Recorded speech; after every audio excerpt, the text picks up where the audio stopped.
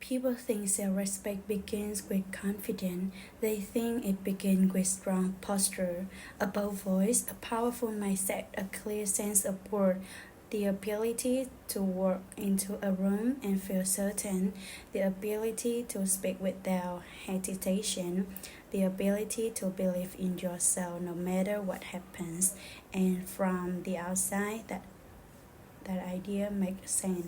Confident people often look like that respect themselves. They seem grounded, certain, secure, unafraid. But confidence is not always the beginning. Sometimes confidence is the result, and underneath the result, it is often something quite alter, something less dramatic, something far less visible.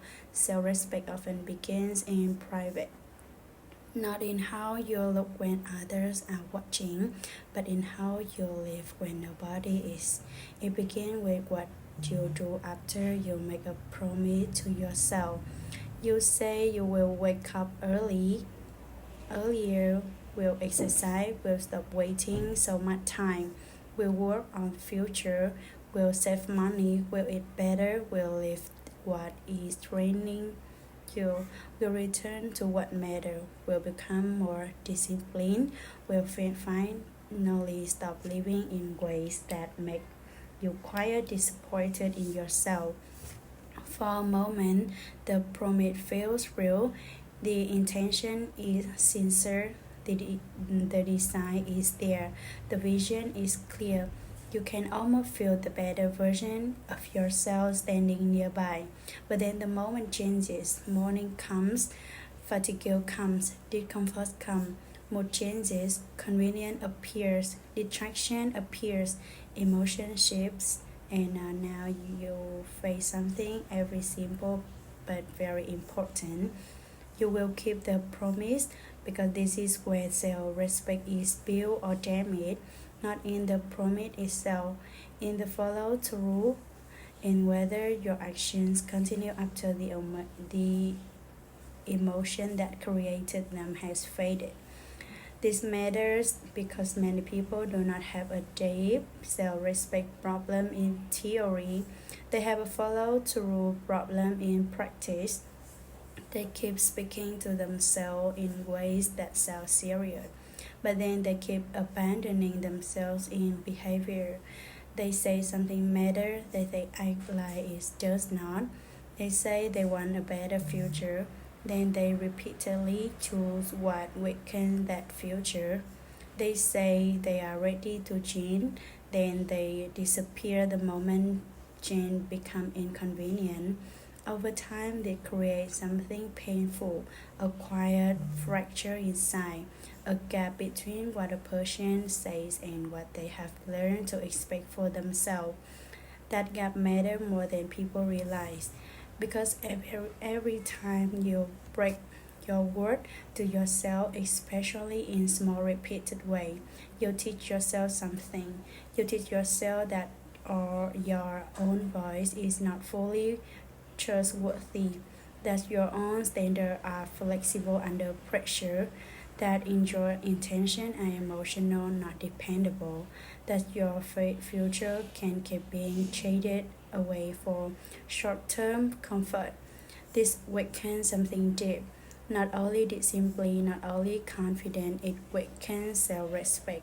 Because self-respect is not built only by thinking highly of yourself. It is built by living in a way that allows you to trust yourself, to believe out your own word, to know that when you say something matter, your behavior will begin to reflect that. This kind of inner trust is powerful and it is not built through affirmation alone.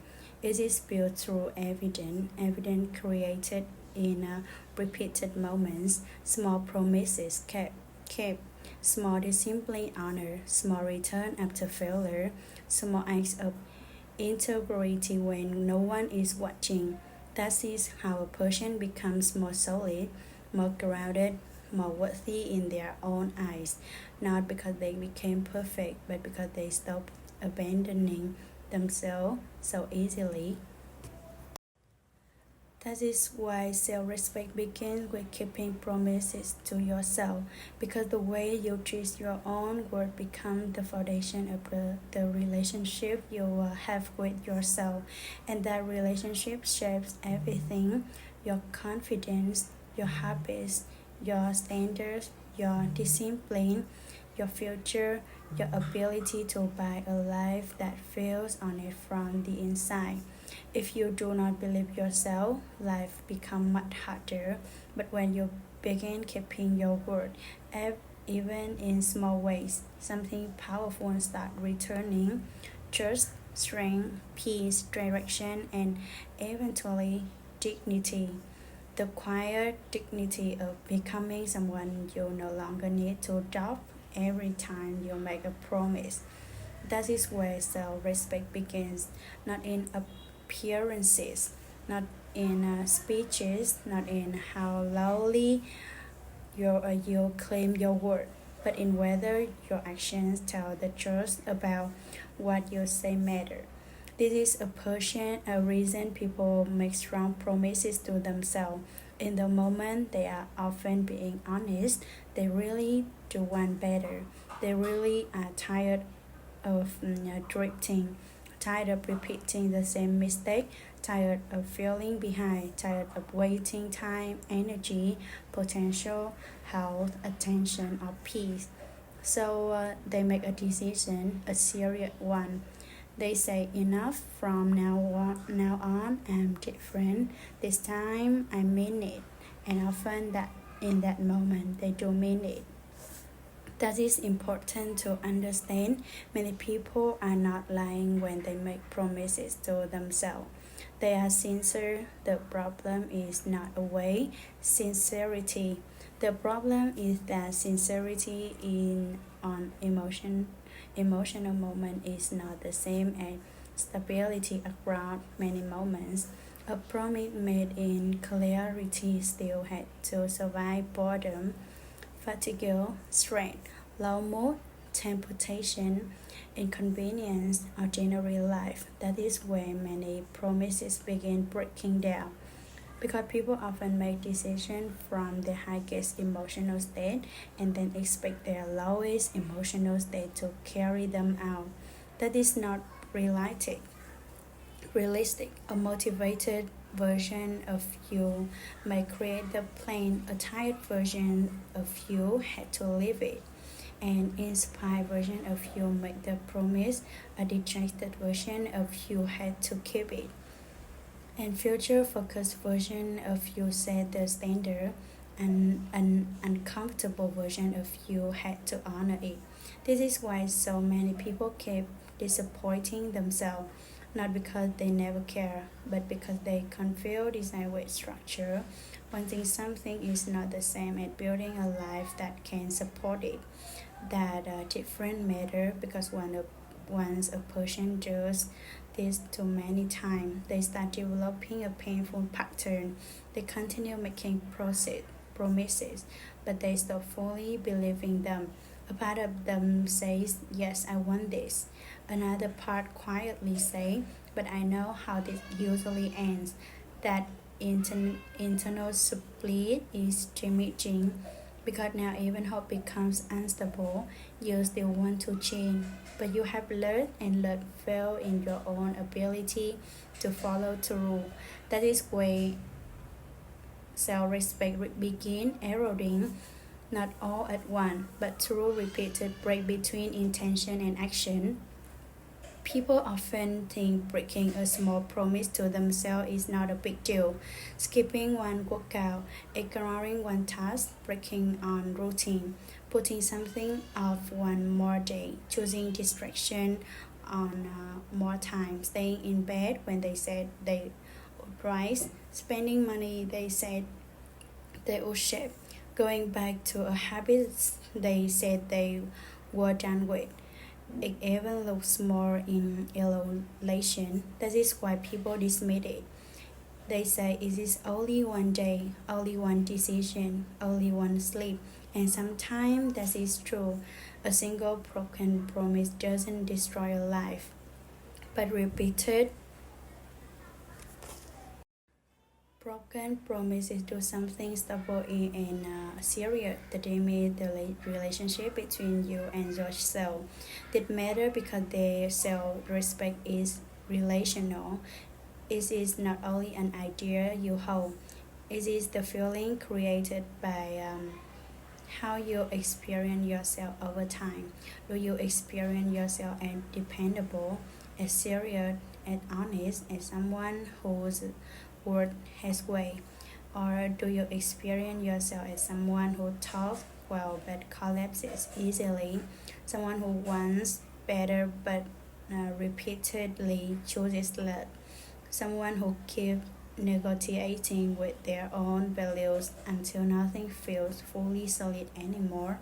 That experience becomes identity, and identity matters because when you start seeing yourself as inconsistent, your future becomes heavier.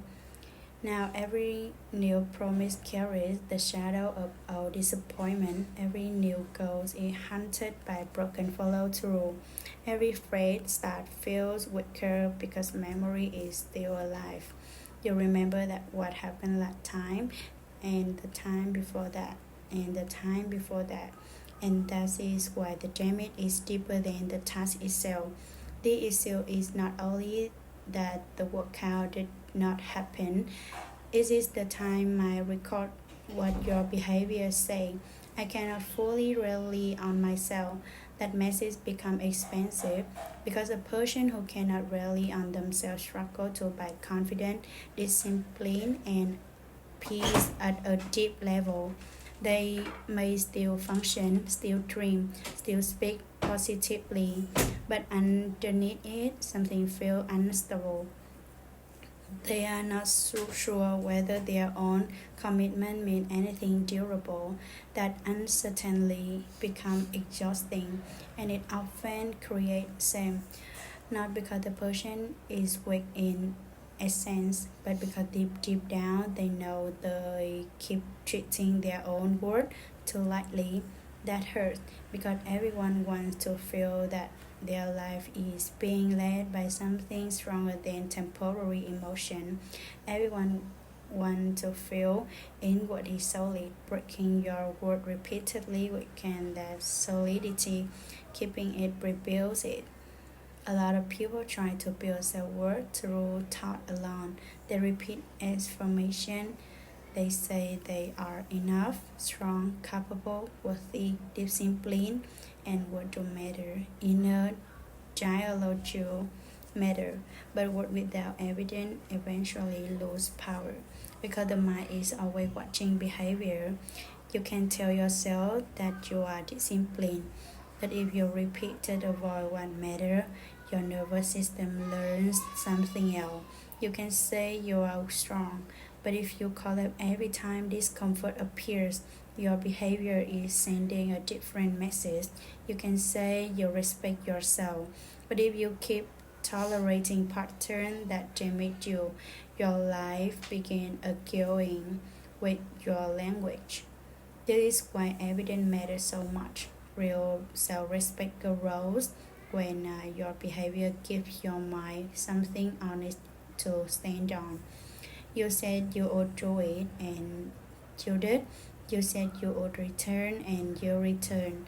You said you would stop abandoning your priorities the moment life got messy. And slowly, imperfectly, you began proving that. That proof changes something. It requires internal acumen.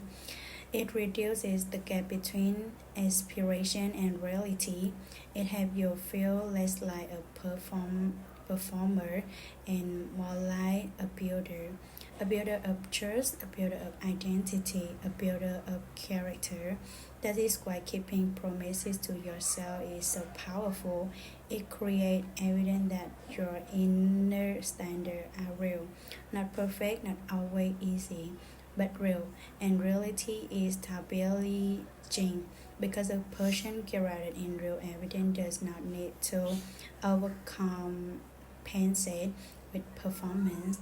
They do not need to declare their word constantly. They begin feeling it more quietly, more steadily. More steadily because now there is substance underneath it. Now there is memory, memory of returning, memory of trying again, memory of keeping small commitment when no one would have known if they quit. The kind of memory become inner strength, and inner strength is one of the deepest roots of self-respect. People often think identity changes after some big transformation, a breakthrough, a dramatic success, a powerful new beginning. But identity usually changes more quietly than that. It changes through repetition, through accumulated evidence, through the pattern your mind learns to trust. Every time you keep a promise to yourself, even a small one, you cast a vote for the kind of person you are becoming. You say you are someone who follows through, someone who returns, someone who can be trusted, someone who does not disappear the moment action becomes inconvenient. That matter because people become what they rehearse. If you repeatedly rehearse delay, you become someone who delays. If you repeatedly rehearse avoidance, you become someone who avoids. If you repeatedly rehearse return, effort, honesty, and follow through, those things start becoming part of your identity. This is why small kept promises should never be treated as meaningless. Drinking the quarter, doing the work, finishing the hour of focus work, turning up the distraction, keeping the boundary, going to bed you when you said you would, saving what you plan to save. They are not only tasks, they are vote for the future self you claim to want, and over time the vote accumulate that accumulate changes how you carry yourself, how you decide, how you respond when temptation appear. Because now this issue is no longer only about one action. It is about protecting an identity you have begun to build.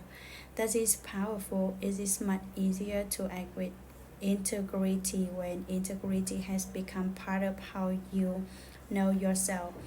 And that self knowledge doesn't come from fantasy, it comes from repetition, from kept promises, from the quiet dignity of doing what you said matter often enough that your inner life begin believing you.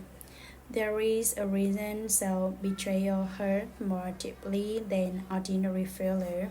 When you betray yourself, you are not only facing a bad outcome, you are facing a broken relationship, a relationship with your own value, your own worth, your own future. This happens when you know what matters and repeatedly move against it. You know you need more discipline but keep giving yourself to distraction. You know you need rest but keep living against your body.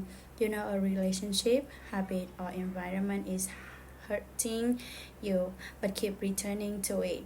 You know what your future requires but keep feeding what weakens it. That create pain because part of you is watching. The deeper part, the honest part, the part of no and what that part keeps saying you betray what you said matter. Disappointment grow. Not only frustration, disappointment, a quieter, heavier feeling, a feeling of being let down by yourself. That feeling is difficult because no one can fully recuse you from it externally. Praise from others does not fix it. Encouragement have, but it does not remove it. Motivational content may inspire you briefly, but it does not resolve the fracture. The fracture heals only when behavior changes, when self betrayal is interrupted, when your actions start telling a truer story than they did before. That is why self respect is practical. It is sentimental. It is not merely emotional. It is earned in part by how to stop betraying what you already know to be true. That is a serious process and a deeply liberating one. Because once self betrayal starts decreasing, inattention starts decreasing too. You no longer feel as spirit. You no longer have to keep managing the same of knowing better but not acting accordingly. A different kind of peace begin appearing, not the peace of comfort, the peace of alignment, the peace of knowing your life is becoming more honest. That peace is one of the early signs that self-respect is returning. A lot of people think discipline is mainly about performance, productivity, achievement, result, and yes, discipline can support all of those things, but a deeper level. Discipline is also a form of self respect because discipline says something important. It says my future matter enough to deserve structure, my well being matter enough to deserve support, my work matter enough to be honored. That is not punishment, that is care in action. Real discipline is not cruelty toward yourself. It is loyalty to what matters. It is the willingness to act in ways that protect your health, your time, your value, your direction, and your growth. Ever, even when easier options are reliable. That is why disciplined people often look dear internally. Not because they have built a relationship with themselves that includes flow through. That relationship creates dignity. A person who keeps their word to themselves begins feeling less chaotic inside, less negotiable, less at war with their own intentions. They may still struggle, still fail, still get tired, but the overall relationship becomes stronger because even after disruption, they return, and return matter. Return is one of the purest form of self-respect. It says, I am not giving up on myself because I had a hard day. I am not turning one mistake into a new identity. I am not abandoning my future every time life becomes inconvenient. That's it simply, not perfection, not intensity, steady loyalty. And loyalty to your own deeper good is a powerful expression of respect. People often want self-trust to return quickly.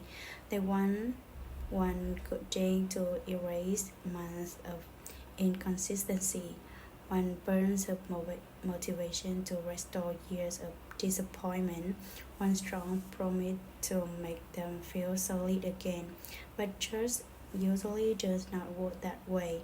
Trust, whether in relationship or within yourself, is often lost slowly and rebuilt slowly. It is lost through repeated inconsistency, repeated absence, repeated disappointment, repeated breaks between word and action, and because it's word damage through repetition, it is usually repaired through repetition too. That means the progress can feel quiet at first. You keep small promises. You return after missing a day. You do what you said you would even when no one noticed. You stop over promising and start following through on smaller, truer commitments. This may not feel dramatic, but it is powerful because every time you do it, you are giving your mind new evidence that you are becoming someone more dependable, someone more integrated, someone whose word is beginning to mean more again. This is one reason people often underestimate small acts of follow through. They think only major achievements will restore confidence, but often confidence is repaired through consistency before it is expressed through big success. You keep the routine, you keep the standard, you keep returning. Soon something shifts, you begin believing yourself a little more, then more, until one day your goals no longer feel like empty emotional speeches. They feel possible again, not because the path got easy, but because you have become more trustworthy to yourself. That is how self-trust comes back, not through fantasy, through evidence patiently accumulated. One of the greatest shifts that happens when you keep your word to yourself is that you become led ruled by discomfort. At first, many people break promises because discomfort feels decisive. They are tired, so they stop. Bored, so they stop. Discouraged, so they stop. Tempted, so they stop. Emotion becomes authority, feeling become common. This creates a very fragile life because emotions are always changing, and if everything important depends on whether discomfort is absent, very little strong can be built. But when a person starts keeping promises despite discomfort, something changes internally. They learn that discomfort is not final, that inconvenience is survivable, that boredom does not have to become quieting, that low mood does not have to become self-abandonment. This is a major development because a person who learns how to stay connected to what matters while feeling imperfect emotions becomes much stronger, not colder, stronger, more stable, more free. Now discomfort still exists, but it no longer has total control. The person can feel resistance and still act, feel temptation and still choose well, feel tired and still keep some form of the standard alive. That is a huge source of self-respect because deep down you begin seeing that you are no longer completely covered by the easiest is feeling in the room. You are becoming someone with direction, someone with principle, someone with inner authority, and inner authority changes everything. It affects work, health, money, focus, relationship, recovery, because now your life is no longer being designed only by passing state. It is being shaped by what you have decided matter enough to protect, that create real dignity. A lot of people confuse self-respect with external image, confidence, style, status, both need high achievement, and these things may appear alongside self-respect sometimes, but they are not the same. A person can look impressive and still feel fractured inside. They can speak well, perform well, and still know that in private they do not keep their own word. That create a very different inner life than outsiders see. Real self-respect often looks quieter. It looks like congruence, a map between what someone says and how they live, a map between their value and their behavior, a map between what matters to them privately and their daily choices begin reflecting. This is a powerful kind of integrity, and it often creates a calm strength, not flashy, not theatrical, just solid, because congruent people do not need to keep managing the pain of constant self contradiction. They are not always explaining themselves to themselves, not always making promises they secretly drop, not always trying to feel worthy while acting again that they know matter. This is coherent there, and coherent is stabilizing. A coherent person may still be imperfect, still learning, still rebuilding, but they are less divided. And division is one of the great enemies of peace. This is why self respect often Grows not when life becomes impressive, but when it becomes more honest, more alive, more trustworthy from the inside. That kind of life may not always look dramatic from the outside, but inwardly it is much stronger. One of the biggest mistakes people make after disappointing themselves is trying to repair it with intensity. Intensity, they feel at hand, frustrated, fed up, they respond with a whole new promise, a total reset, a dramatic blend, an extreme standard that feels powerful in the moment, but it often creates the same old cycle. Because the new promise is still built on emotion more than structure, and when emotion fade, collect return, a switcher approach is usually the opposite. Make smaller promises, truer promises you are actually ready to honor, not because you are lowering your standard forever, but because you are rebuilding trust and trust respond better to keep simplicity than to a broken intensity. Say you will walk for 20 minutes, then do it. Say you will work in focused silence for 1 hour, then do it. Say you will go to bed earlier 3 nights this week, then do it. Say you will not check your phone during the task, then do it. These things look small, but that is part of their power. They are reachable, repeatable, believable, and when repeated, they begin changing the story. Now the mind starts seeing you differently, not as someone making emotional speeches, but as someone quietly rebuilding credibility. That matter more than people think because one credibility return, larger goals become possible again. How the bigger vision has something to stand on, something real, something alive. That is how self respect is rebuilt in practice, not through dramatic declaration, through smaller captures. Many people think keeping promises to yourself means never sleeping, never missing, never failing, but that is not realistic. Life is messy. People get tired, schedule break, stress rises, emotion change. There will be missing. There will be bad days. There will be seasons where you do not live as well as you intended. That does not automatically destroy real respect.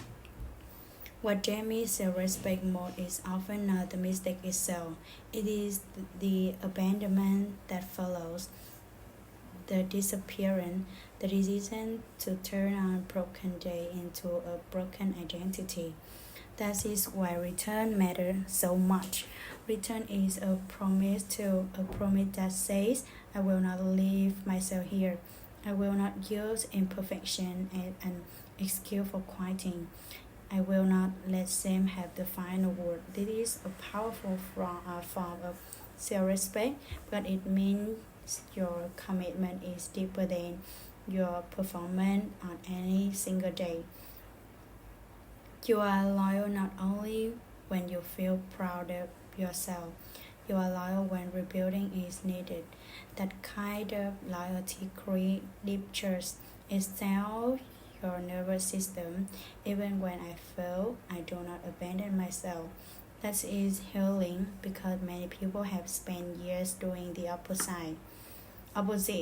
They fail, then disappear, miss a day, then miss a month, break a habit, then let the whole season collapse. That pattern teaches the mind that mistakes are dangerous because mistakes lead to total abandonment. But when a return becomes normal, the fear changes. Now, a broken day is still imperfect, but not catastrophic because the relationship remains intact. You are still coming back. That makes discipline stronger, self-trust stronger, self-respect stronger, because now your identity is not built on being flawless.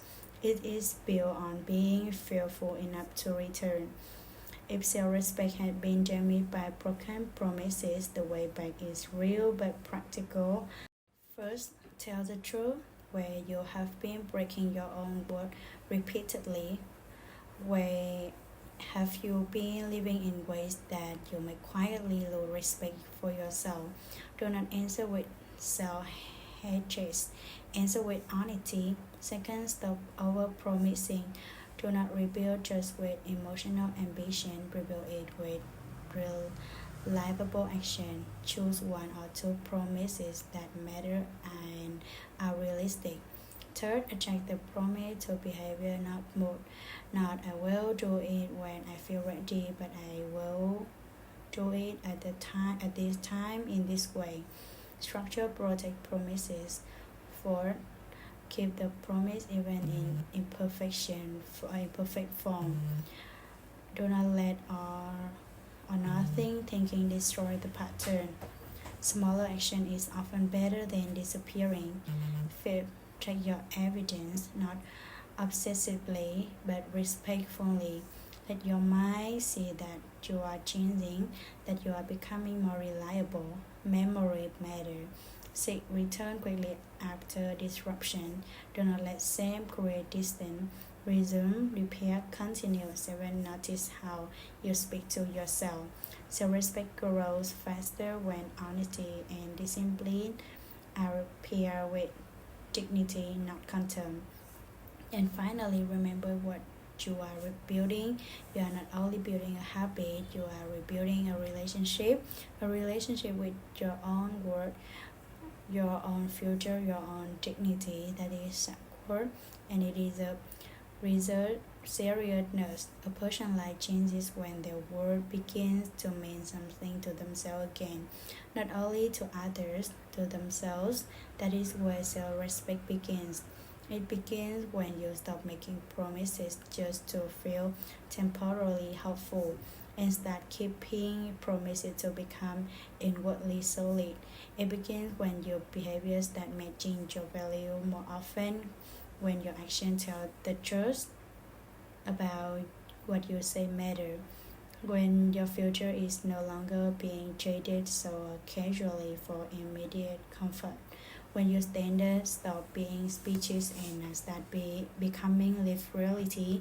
They does not require perfection, it requires honesty, consistency. Return smaller keep promises, a growing refusal to keep abandon yourself the moment life become uncomfortable. That kind of respect is powerful. It changes how you walk, how you design, how you recover, how you build. Because when you trust yourself, life stop feeling quite so fractured. There is more steadiness, more internal agreement, more quiet strength, and that strength matter. Because the future you want will not be built only by dreaming, planting, or promising. It will be built by the version of you who learn how to keep your word when it would be easier not to. That is where self-respect begins, not in grand statement, not in image, not in pretending you are already everything you want to be, but in the repeated choice to stop betraying what you how matter, no matter one can promise at the time, one return at a time, one on it action at a time. That is how a person become whole again. That is how dignity come back. That is how trust comes back. And that is how self-respect begins.